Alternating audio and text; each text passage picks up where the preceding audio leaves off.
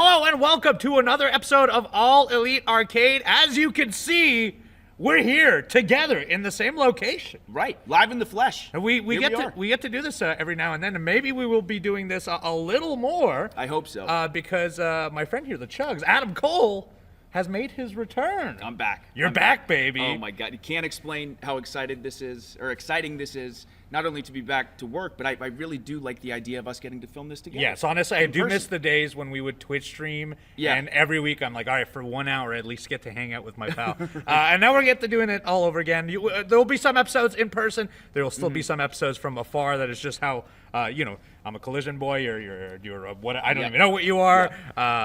Who knows what will happen? But we're not talking about wrestling. That's not what we're talking about today. We're talking about video games, our favorite subject of all. And I have been playing a good amount of them this week. What about yourself? Oh, cool. So actually, in preparation for returning, yes, I have not gotten to play as much as I would have liked. However, understandable. I am still, once again, big surprise, everybody, still playing Black Myth Wukong. Of course. However, I think that I'm at the final 2 bosses of the entire game. So I'm 99% sure, unless this final optional boss just absolutely destroys me, that next week's episode, I'll be able to talk about how I beat the game. Okay. So again, the last chapter has been so fun to explore.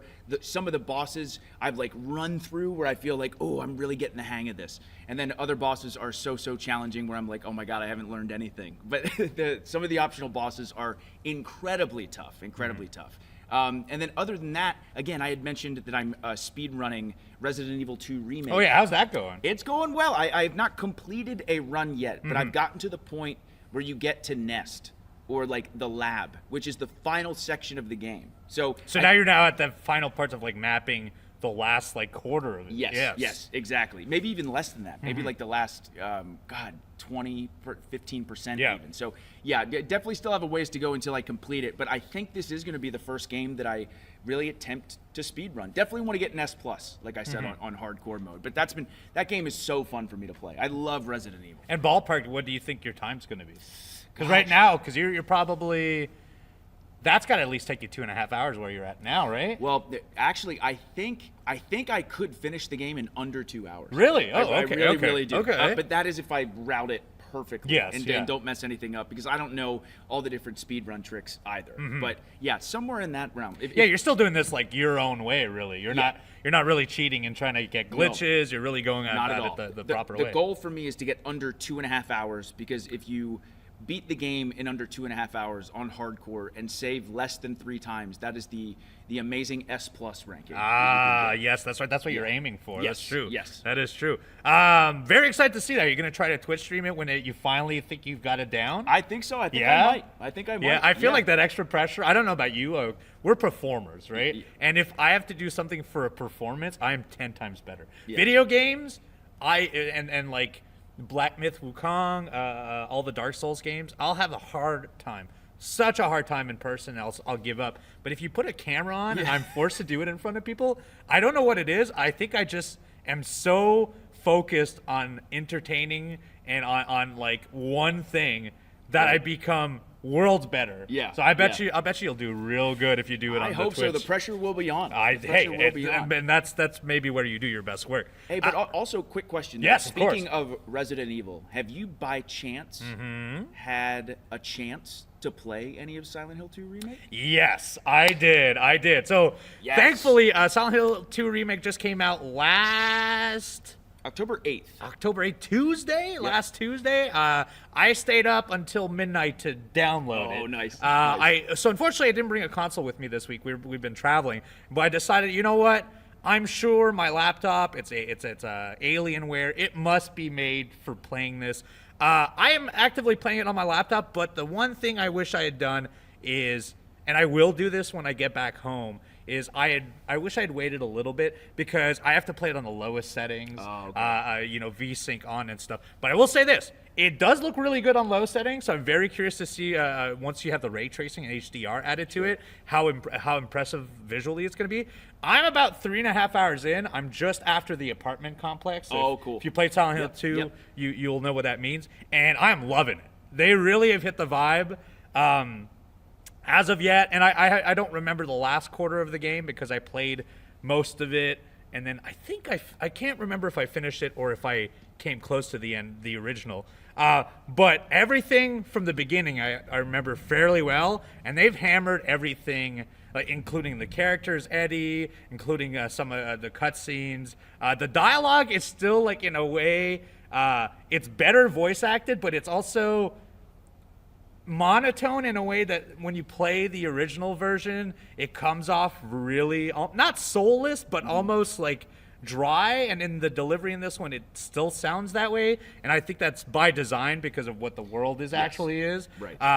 Like our main character is seeing incredibly traumatizing things, but he's just kind of like, I have to find someone, which I think that's just kind of how that game plays. It adds to the presentation. It does. I think so. I think so. It looks really good. There's a cool little setting in the options too, where you can have it colored the way that it is actively colored, but you can also put it on 90s mode, where they take out most of, like, because it's colored in ways where you can tell what you can interact with, or like you can see an enemy from afar because it's a little more reddish and stuff. Right. Now they've put a 90s mode where it has a grain filter over top, and it's discolored and saturated a little bit. And honestly, that's cool. it plays.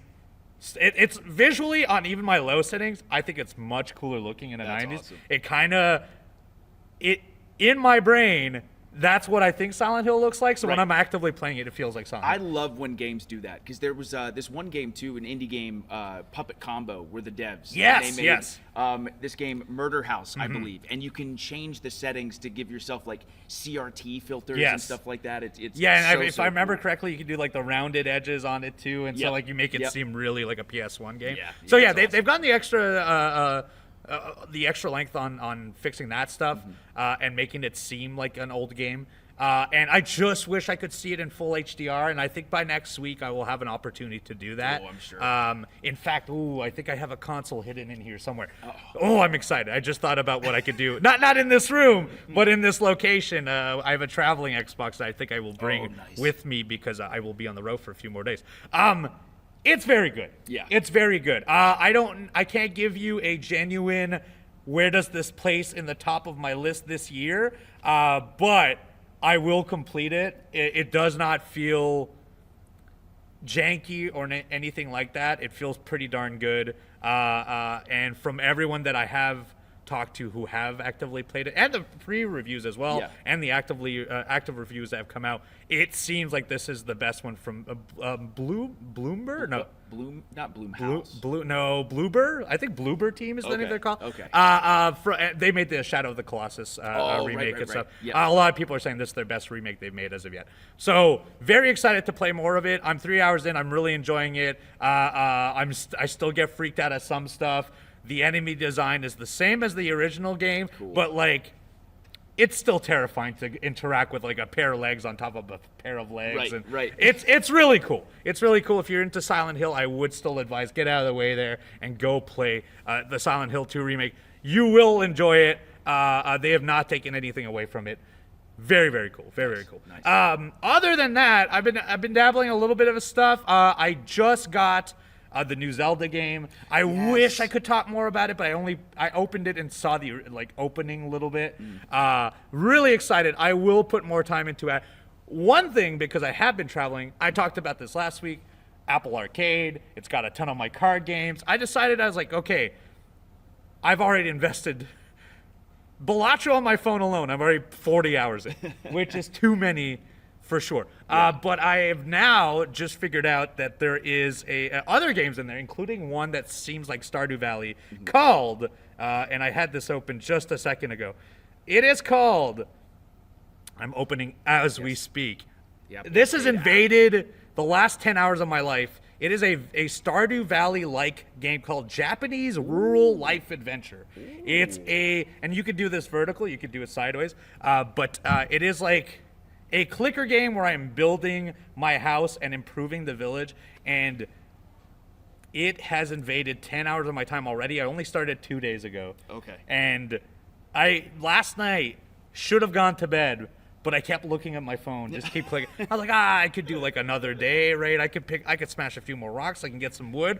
We'll be fine. It's very good. If you have Apple Arcade, do try that game out. If you're into something if you want like a new Stardew-ish, It's not as good as Stardew. Nothing I think will be on a farming simulator basis, but it has been very, very good. Nice. And like, good week for video games because after this, that's why I was excited about the concept of getting an Xbox. Yeah. Metaphor came out this week. That's the new Atlas game. And to give you an idea, I'm so excited about it for multiple reasons. One, I like the Persona games. Yeah. But in the top 5 highest rated standalone games of Metacritic this year, it is tied at number 1 with Astrobot. Oh, wow. Yeah, and like the one that follows it is like they're both at 94. 92 was Final Fantasy VII Rebirth, so that gives you an idea of it. There we go. 4 was Dave the It's Diver. in good company. Oh yeah, and 5 was Balatro. So like, very excited. The reviews for it have been incredible. It's also the largest launch on Steam for this video game. I think over 60,000 people.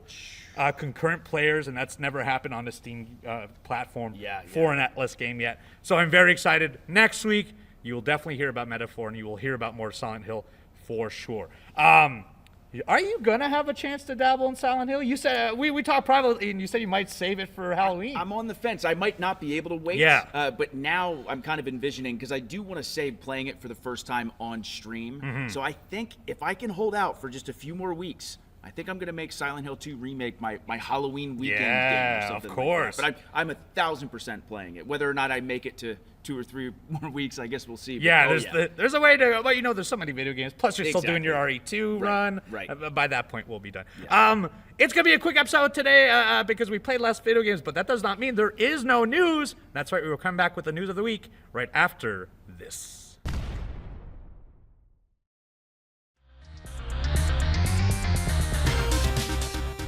Welcome back. It is time for the news of the week. It is it's actually a slow week of news when you're here in October. We've already had our announcements. A lot of the big news is the video games that have come out. Metaphor, Silent Hill 2. It's been a big week for video game releases, but there is still some other stuff, including one I think you will be super interested in. Oh yeah. 343 Industries, you might know them as the people who make Halo. Well, they're now no longer called that. They've renamed their studio, and they are now called Halo Studios. Yep. Straight to the point. They've come out and announced this, and they've also announced that they are working on multiple Halo games in the Unreal Engine 5, the latest one. That might not be a lot to people out there, but if you did not know this, previously they had their own proprietary engine called Slipspace Engine. It was something strictly for their video games, but now they want to expand on something that's more versatile that they can do multiple projects on, and so they'll be working on that now. So they're developing all future projects on Unreal Engine 5. And on top of that, while also showcasing this, they, I guess, showcased a concept project trailer called Project Foundry that shows the potential of Unreal 5 for the Halo engine. And while they haven't revealed specific details on future games, it would seem that the people that have seen this believe that it's very high quality Halo experiences, and the people are very, very excited for the future of Halo Studios. So for me, I was over the moon because they actually announced this. It was right before the finals of the Halo World Championships on Sunday. Which you were at last year. I was there last year, yes. but this year I was just watching from home, and they had an amazing announcement trailer where, again, they're explaining what Halo Studios is trying to bring to the table, but most importantly, them now using Unreal Engine 5. And seeing the video, Uno, it was the prettiest Halo has ever looked. Really? It was gorgeous. Infinite looks so good, Infinite too. does look great, but this showcase was awesome, and there were so many exciting things. Again, one, the devs talking about not having to focus on making their own engine and being able to do all these things freely and more creatively with how they envision Halo. Mm-hmm. On top of that, they showed a little preview of what the Flood would look like in this engine, which has me very excited because we have not seen the Flood for a very, very long time in Halo, and I love the Flood. So yeah, this was an awesome announcement all around. I know everyone was so excited, me included. This is great news for the future of Halo. And out of curiosity, how was the final of the Halo tournament? Oh, it was great. Yeah? It was great. Yeah. Absolutely awesome. Again, watching the most competitive Halo players in the world go at it is a joy. I mean, a high level of all video games, if you're watching them actively, it's like watching pro basketball. Yeah. It's a whole other level entirely. Yeah. Other news for this week. This one is from the people that make City Skyline 2. They've gone on and made an interview saying that players are now less accepting of games that will be fixed, saying that after underestimating the reaction to their video games, it had too many performance woes, and that they believe that is the issue with their releases. Paradox Interactive, the people that publish the very popular City Skylines video game, also Prison Architect, have acknowledged that there have been shortcomings on their launches recently. They thought that the climate of video games now is that they could launch and on initial launch have a decent window to fix it afterwards. But it would seem they believe that in the last 5 to 10 years, there's been a shift where that's happened too much for people that are playing video games, and now people are less likely to support you if your game comes out and it has issues. This is a much larger overarching discussion to be had, but they believe that what they've learned from this is that they can apply this to Prison Architect 2, is that it is probably better to delay game releases to ensure higher quality product at launch. Yep. I agree, Me to too. be honest. Yep. Completely We just saw this recently. Assassin's Creed just delayed by 4 months to make sure that it comes out at with Steam simultaneously, but to make sure that it runs very smoothly, and I think that's the right move. And there was a quote, and I don't remember exactly how it went, but it was from Miyamoto, and he made some sort of comment along the lines of a delayed game is better than a bad game, like just saying that how important that launch is, and I really do believe that as well. Yeah, so. I mean, you only make one first impression. Exactly. If it's bad, it's hard to come back from it. Yep. There's only been like No Man's Sky and maybe Cyberpunk are the only ones I can think of where the launch was ridden with all kinds of like negative feedback, and then within a year, such a redemption story. Immense redemption story. Yeah. Now you can only speak. And those are so rare. They're like very rare mentioned. because most of the time people are not willing to support them beyond that. Yeah. They also said that they in all future releases, and this is advice to developers as well, and that they have to have open communication with players and to be honest, involving them early in the development process, so that when it comes to a time where they may have to delay it, people are at least aware of where they are in the development process. And then they believe that the current gaming environment is more competitive and players are less forgiving of games with issues because they have the option to play something at any time and So space. true. Which also brings us to the larger concept of games now get released in early access, which you could be for, you could be against early access games, but when it is not labeled early access and it's labeled as a full release, I think a lot of people anticipate the full release to be a near perfect state. Right. When it's been early access has been it's almost been a decade we've had chances to play early access games, and I'm more than willing to support an early access game, knowing that I am investing in something that will get more content. But much like this interview, I hate a game that comes out and on day one I can't play for 3 more weeks because it's riddled with either graphical glitches or save bugs. That by far to me, if you play a video game and the save state gets ruined and corrupted and I have to restart the game, I'll never play your game again. It's a nightmare. Yes. Absolute nightmare. And I actually, too, as far as early access goes, unless like I literally can't help myself, oftentimes I will wait. I will wait every time, especially if it's a game I'm really excited about. I'm like, I'm just going to wait till the full release. But again, the concept is very cool, but like you said, the expectation of what this game brings to the table when it's in early access is still very intense by its audience. So, I'm on the same page sort of for early access. I have invested in some games, but usually what happens is like Hades 2 is one of the ones that I have invested. I've played maybe an hour of it, and by playing it, I was like, this is good. I'm now going to wait. Because I know that at some point, you're going to get to a point where it's a point of no return, and it's like either broken or has no content. And I'm just not likely to come back a year later to complete that last chunk. So I've left in the first hour of video game and be like, okay, you've got my money. I hope that's enough for you to build this game for a year and a half from now. Sure. And there are games out there in early access that have burned their, Absolutely. much like Kickstarters and stuff. So it is, unfortunately, with the climate of video games, it's always going to continue. I'm pro early access game, and I'm also still pro day one launch. Has to be as clean and perfect as possible. 100%. And so, of course, this news report and this interview definitely jives with what we believe. Some more little tidbits. Have you played Alien Isolation? I've only had the courage to watch people play Alien Isolation. I have not. I'm too scared. I'm too scared to know. Well, you're gonna be scared to get because they've actually just confirmed that they're making Alien Isolation 2. Oh, my and God. I could guarantee you I will not play it. I tried playing the first one, and I think I got 2 hours in, and it, like for the first 2 hours, a little spoiler. Oh. The alien doesn't even show up. And the first time I saw the alien, I got so scared that I was like, I can't do this, and I stopped. I straight up stopped playing. Because you can't attack the alien, right? You have No, to just run. no, it's all about running. It's about like getting into rooms and cutting it off. Anxiety through the Yes, roof. it is a suspenseful game, and all of you out there, you sick folk who want to play this game. Well, there's now a sequel. Very excited for all of you. Another little piece of news: Dragon Ball Z Sparking Zero actually just came out recently. I completely forgot that it was in the last week, so that's going to be added to my list of stuff. But it is a huge success because actively now it is the best launch of a fighting game on Steam. Wow. Insane numbers here, but it had 120,000 concurrent players on Steam. It's only came out this week. That is the most played fighting game on Steam in history. And to give you an idea, it surpassed Street Fighter 6 that only had 70,000.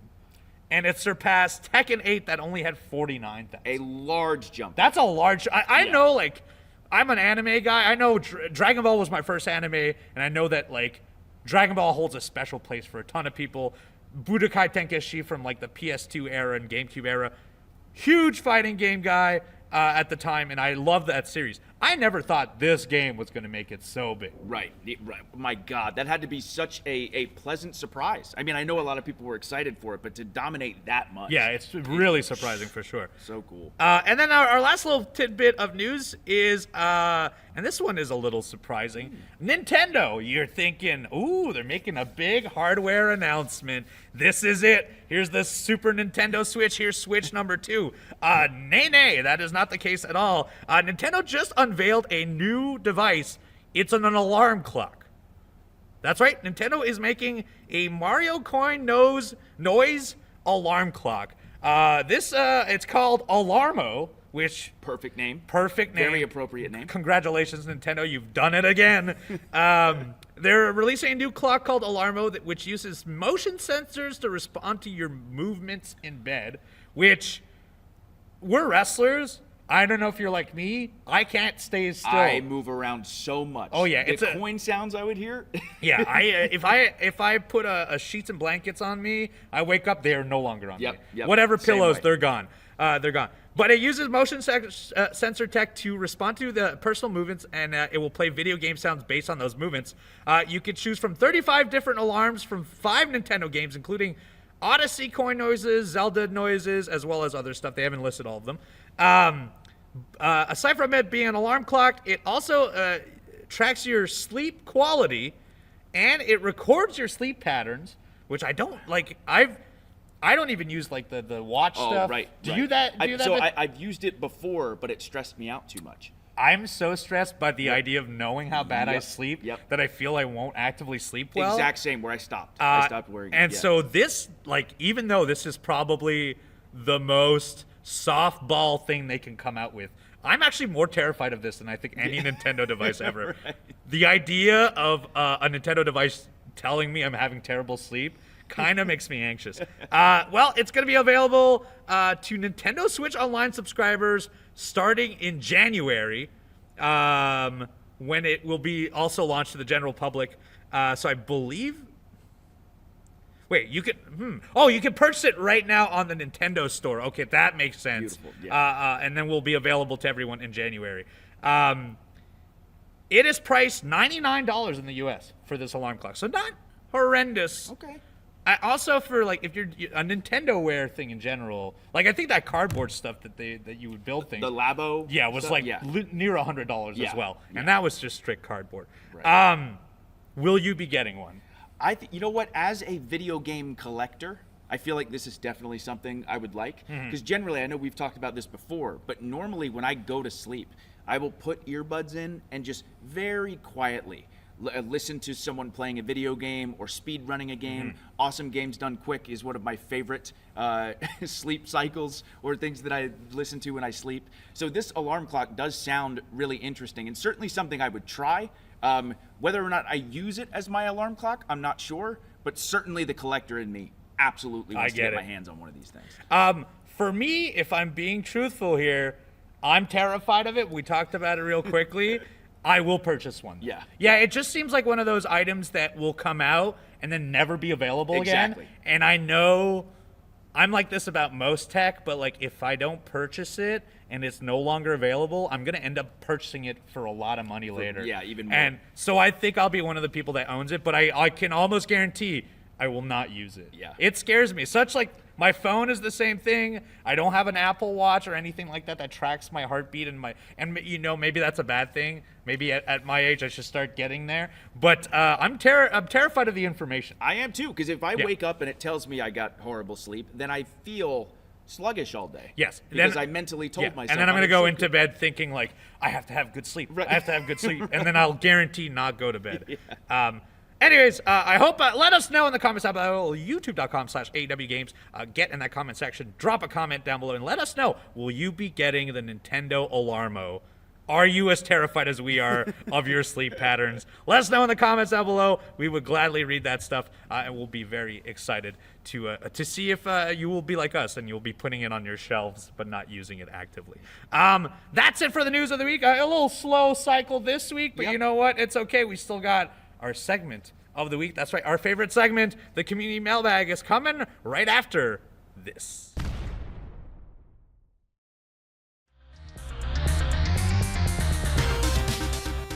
Welcome back. It is time for the community mailbag. It is where you send your questions to us, and we, myself, Evil Uno, and the Chugs, answer them right here on All Elite Arcade. Love it. We've got 3 big questions this week. 3 big ones. If you want your questions answered on this podcast, you can go to tbs.com/arcade mailbag. If you are a U.S. Listener, you can send that out right now and get your questions read on a future episode of All Elite Arcade. Here it comes. First question is from our friend Harry. Thank you very much for your question, Harry. Hey, Chugs and Uno. I'm 40 years old and have 2 sons aged 11 and 10 years old. They are the quintessential, how do I say that? Quintessential. This is my second language. Fortnite kids. I've been giving them a crash course on the games that made up my childhood, but I find them bouncing off a ton of games that I put in front of them. Forget about Super NES or Genesis. Whoa. Even from the N64 and PS1 era, it broke my heart when my eldest son played 10 minutes of Ocarina at a time and said he couldn't handle it anymore because it was too boring. Ooh. Oh, no. That hurts my soul for you. Reading that actually it made me sad. I thought all was lost, but then they picked up GoldenEye and had a great time with it. Oh, interesting. Anyways, I know you both have a deep appreciation for retro and older video games, but I was wondering, what games do you find are unplayable? What generation do these unplayable games go back to for you guys? We've talked about this. We have. 2D, I think, is playable forever. Yep. Playable forever. 3D, I think, is where I'm unsure. Sure.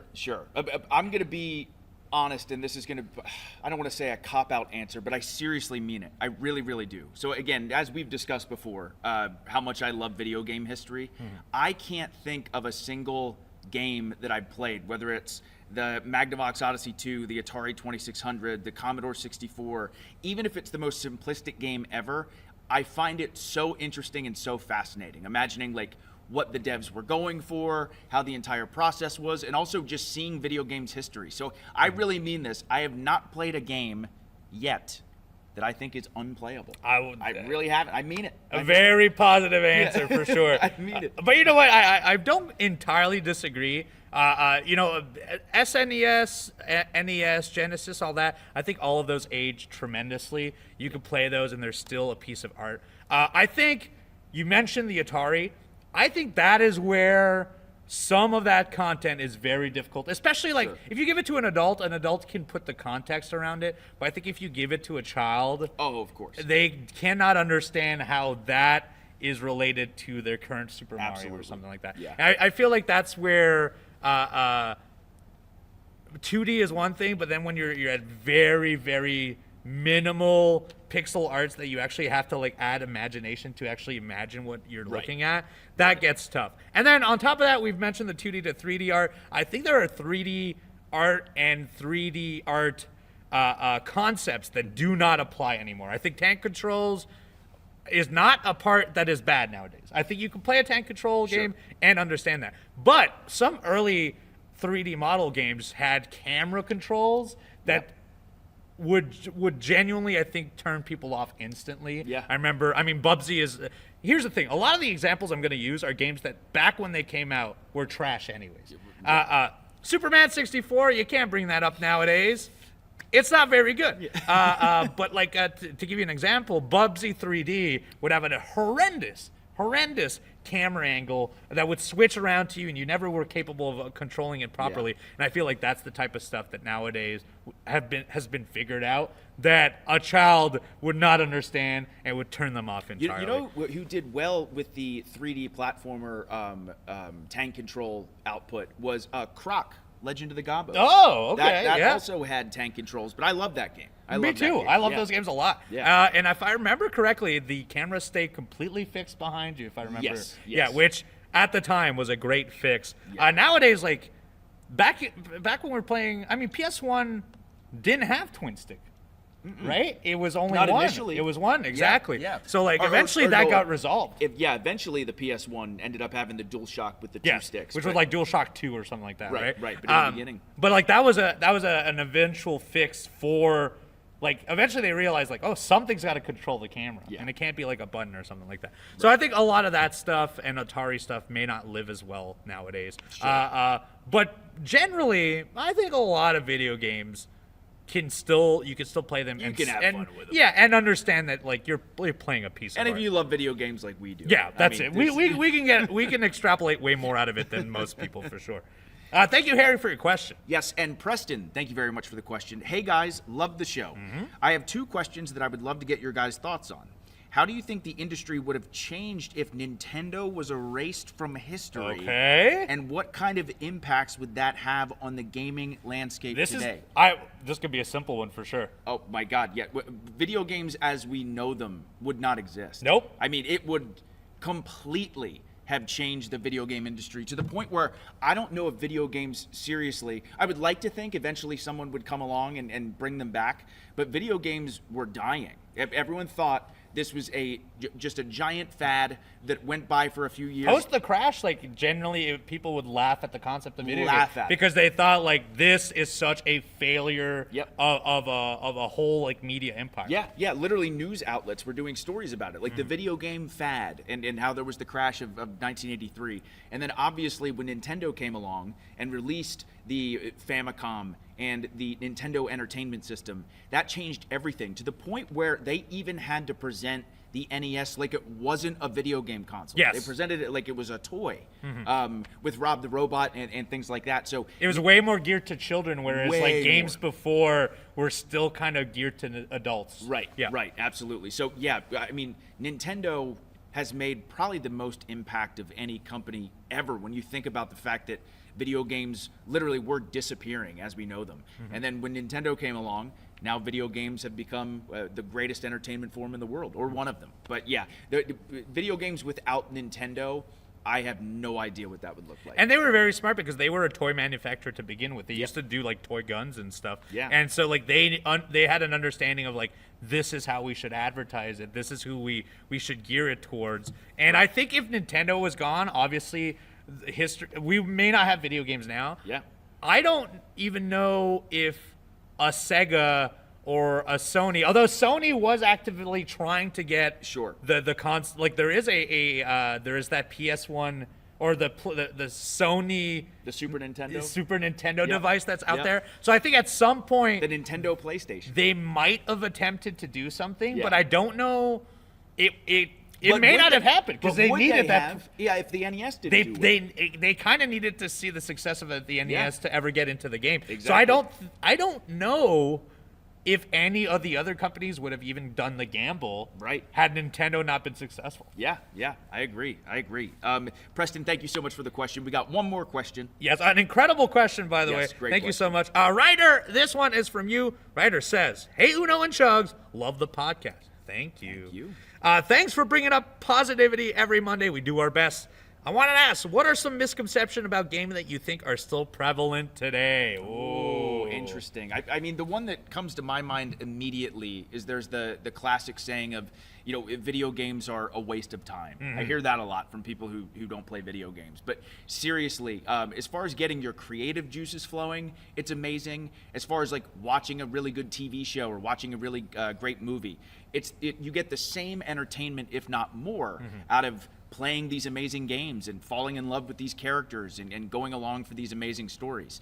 There's so many aspects of as far as video games not being a waste of time. I know we had talked about this before, but some people make a living, playing video games. Yeah, now, quite literally. Like, there's a whole media empire on like streaming, on YouTube content. To me, like one of the biggest things is that bringing it back on people thinking it's a waste of time. There are people that think that like, if you're very good at a video game, that you have wasted your life doing something. But like the reality of it is now there's esports, and if you don't think esports is a real thing, you can get a US visa, a visa specifically for sport, for playing these video games. There are people that come from other countries that get visas for America to play StarCraft. And I can tell you this, if I played that person at StarCraft, you could tell instantly they're a professional and I am not. And I think like Call of Duty has this, all the fighting games has this. I think it is not a waste of time on that asset, but it's also not a waste of time because they use video games now for people who have mobility issues or hand-eye coordination and trying to get them to learn new concepts or it's used as a teaching mechanism. People used video games for learning writing and also informational stuff. Not to mention, like, they now use video games and VR helmets for surgery and mechanical things and flying. So I think there's this misconception that video games is a bad thing. And while there is definitely, there is such a thing as a video game addiction, there is such a thing as maybe doing it. Once you're doing bodily harm to yourself because of a video game, it is definitely, you're far beyond what you should. But I think, like, at a base, video games is not a bad thing. It has brought a lot of good in the world, and it's even been used as a part of a therapy process for some people. I know for me, it helps my anxiety a lot. Me too. I throw on a Binding of Isaac or a Tetris, and like it just goes away because my brain is able to focus on something. So I believe that there's this ideology that video games are bad for you, and I just don't think that's the case. I completely disagree. Or disagree with the idea of video games being bad for you. I completely agree with you. Great question, Ryder. And what do you think? What is the largest misconception about video games? Let us know. YouTube.com/AEW Games down in the comments down below. I will be reading them. Thank you very much for your comment. It was a quick episode this week. One. We have to get out very soon. Yes. There's a lot still to do for us. We're working. We're double time working today. Chugs, where can they find you this week? Twitch.tv/the-Chugs. Hopefully finishing Black Myth Wukong. I hope so. I might tune in and check that out. At the very end, you said you're only a few bosses away, maybe? Should be this week. Okay, wonderful. Twitch.tv/eviluno. Will I get there? Who knows? I keep saying I will. I got to keep promoting it just in case I come back. But I am, Mystery Wrestling will be coming back to twitch.tv/eviluno October 27th. Do check it out. Stokely Hathaway from AEW will be joining me. We'll be watching all kinds of stupid wrestling, and I will try to play some video games before that. Also, make sure you hit that subscription button, hit that follow button, hit that like button down below. Anything that you can help to support the show. We're on every single Monday on our video format, youtube.com/AW Games, but you can also get it much earlier in the day on all of your podcasting networks. Do check it out. It's another episode of All Elite Arcade. We did it. We will be back next week with another episode on Monday. Bye-bye.